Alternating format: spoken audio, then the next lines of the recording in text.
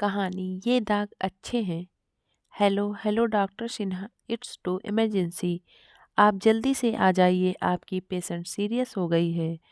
Doctor Riddhi ने घबराते हुए अपने सीनियर डॉक्टर संजना सिन्हा को फ़ोन करते हुए कहा। डॉक्टर सिन्हा शहर की जानी मानी गायनाकोलॉजिस्ट हैं। उनकी क्लिनिक में गीता नाम की एक सीरियस मरीज आई थी। गीता प्रेग्नेंट थी, लेकिन उसे बहुत ही ज़्यादा कॉम्प्लिकेशन था, जिसके कारण बच्चे और माँ दोनों की जिंदगी को खतरा हो गया था। डॉक्टर संजना बड़ी मेहनत व अपने अनुभव से उसे हर खतरे से बचाती आ रही थी। उसके प्रसव का समय नज़दीक आ रहा था। एक दिन संजना को ड्यूटी में किसी सरकारी अस्पताल में जाना पड़ा। वह अपने असिस्टेंट डॉक्टर रिद्धि को कहकर चली गई थी। सुबह तक तो ठीक थी, अचानक क्या हो गया? संजना हड़बड़ाते हुए फ़ोन पर बात करते हुए बाहर निकल गई।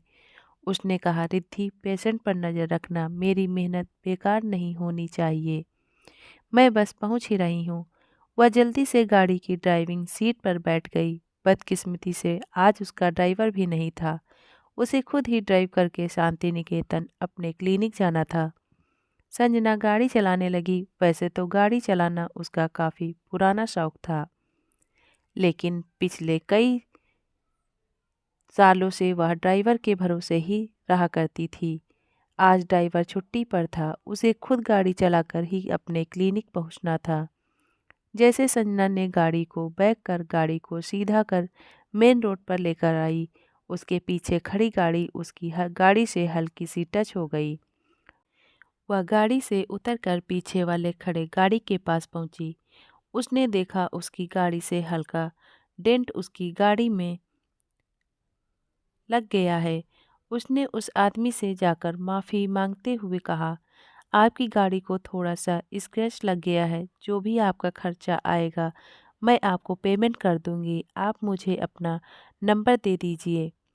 वह गाड़ी वाला सनकी था। वो चिल्लाते हुए भला बुरा कहने लगा।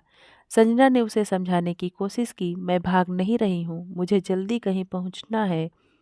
आपकी गाड़ी में जितना भी खर्चा लगेगा मैं उसका खामियाजा भरने के लिए तैयार हूँ। प्लीज़ आप मुझे जाने दीजिए। लेकिन वह व्यक्ति वहां लोगों का हुजूम तैयार कर लिया और उन लोगों ने डॉक्टर के साथ बदसलूकी भी शुरू कर दी। संजना बहुत टेंशन में थी। उसने हाथ जोड़ा और कहा, प्लीज़ मेरी पेशेंट बहुत खतरे में है, मुझे जाने दीजिए। मैं आपके सारे नुकसान की भरपाई कर दूंगी। लेकिन वह आदमी और उसके साथ खड़े हुए लोग कुछ भी सुनने के लिए तैयार नहीं थे। संजना को मारपीट करते हुए उन लोगों ने उसे जख्मी कर दिया। किसी तरह से खड़े कुछ लोगों ने पुलिस को फ़ोन कर दिया। पुलिस के आने के बाद वे लोग वहां से भाग गए। संजना को भी मेडिकल की ज़रूरत थी। उसने पुलिस अधिकारी से कहा, मेरी चिंता छोड़ दीजिए, मेरे करियर में आज तक किसी ने कोई दाग नहीं लगाया। आज एक दाग मेरी आत्मा पर लग जाएगा यदि मैं समय पर नहीं पहुंची तो। यदि हो सके तो आप लोग मुझे मेरे क्लिनिक तक पहुंचा दीजिए। संजना के हाथ चेहरे से खून बह रहा था, फिर भी उसने कोई उपचार नहीं लिया। वह तुरंत पुलिस की मदद से अपनी क्लिनिक पहुंची। पेशेंट काफ़ी सीरियस हो चुकी थी। संजना को जख्मी हालत में देखकर सभी लोग घबरा गए।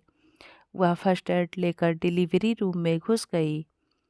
बड़ी बारीकी से उसने गीता की सारी रिपोर्ट पर ध्यान देने के बाद जुड़वा बच्चों को जन्म कराया। गीता शरीर से कमज़ोर थी। तमाम कॉम्प्लिकेशन के बावजूद उसके दोनों बच्चे सकुशल पैदा हो गए। संजना बहुत खुश थी। डॉक्टर रिद्धि ने संजना के चेहरे के जख्म साफ करते हुए कहा, यह दाग तो आपके चेहरे पर ही रह जाएगा।